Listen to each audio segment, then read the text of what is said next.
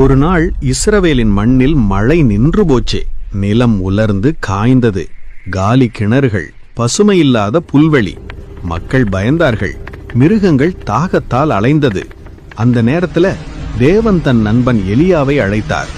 எலியா, மழை வராது என்று நீ சொல்லியதை நான் நிறைவேற்றுறேன். நீ கெரீத் ஆற்றின் பக்கம் போ, நான் அங்கே உனக்காக ஏற்பாடு பண்ணிட்டேன். எலியா சொன்னது போல நடந்தான்.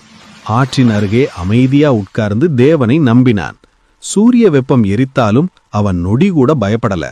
ஏனென்றால் தேவனோட வார்த்தை உண்மைன்னு அவன் தெரிஞ்சுக்கிட்டு இருந்தான். ஆனா ஒரு பெரிய கேள்வி, அவன் என்ன சாப்பிட போறான்?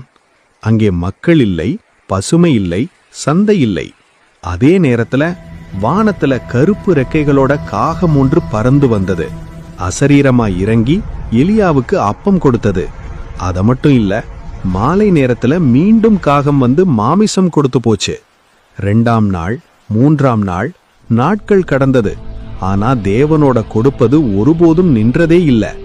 பசி வந்த நேரத்துல காகம் ஒன்று பறந்து வருவது, ஆற்றில் குளிர்ந்த நீர் ஓடுவது, அதுவே எலியாவுக்கு அன்றாட அதிசயம். இந்த கதை எதை சொல்றது? தேவன் அனுப்புற உதவி எங்கிருந்து வரும் என்பதை குறைத்து யாருக்கும் தெரியாது.